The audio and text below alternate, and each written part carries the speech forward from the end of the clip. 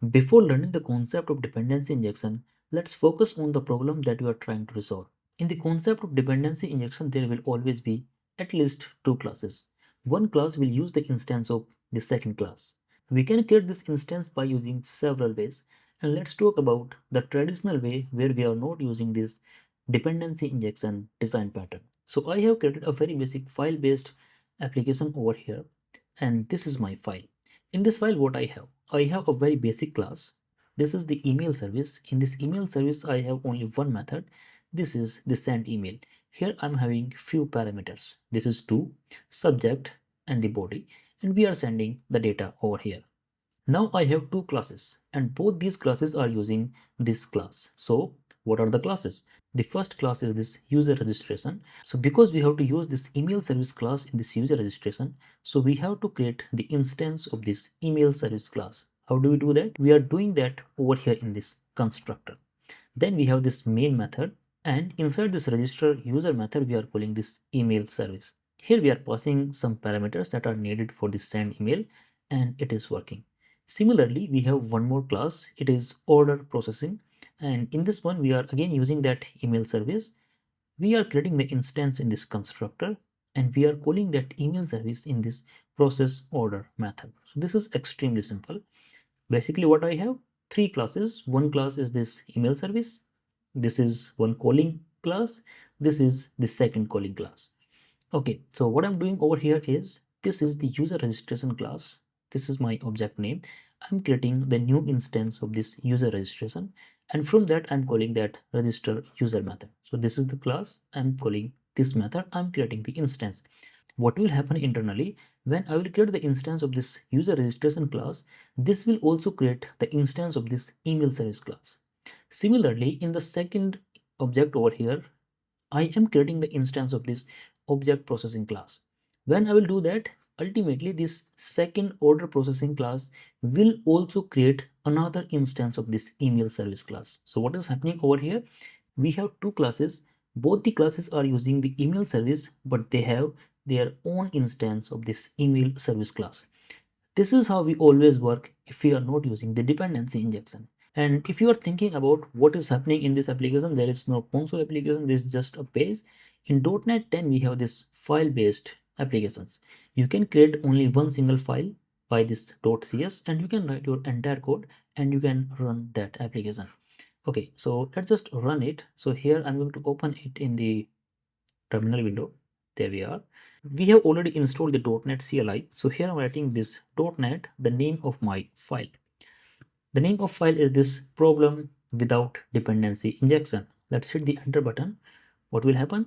You can notice that we are getting two outputs over here. So this is the first one and this is the second one. Now let's talk about what is the dependency over here. This user registration class has a dependency on this email service class. This order processing class also has a dependency on this email service class. But what is the problem in this approach that we are using right now? Let's talk about some of them. First is this tight coupling. User registration and order processing are tightly coupled with the email service. Second problem is difficult to test. When you have to write the unit test cases for your application, then you cannot write the test case of a class until you are using an interface, or the method that you are trying to use is a virtual method. In this approach, the mocking of this email service class is totally impossible. Both of these classes are creating the instance of this email service class. What will happen if I want to share the instance of this email service class to both of them? We can use the singleton design pattern over there, but again, it is not easy to implement. Now, the last one is this reduced flexibility. Cannot easily switch to a different email service implementation. Okay. So remember, I was saying that if we are going to write the unit test cases, then we have to use the interface, or your method must be virtual. So let's use the interface. We can also use the interface without using any dependency injection. So here I'm writing this interface, and here I'm writing this I email service. Let's use this interface over here like this. Okay. Now over here, I don't have to use this email service. I can use this I email service. What is happening?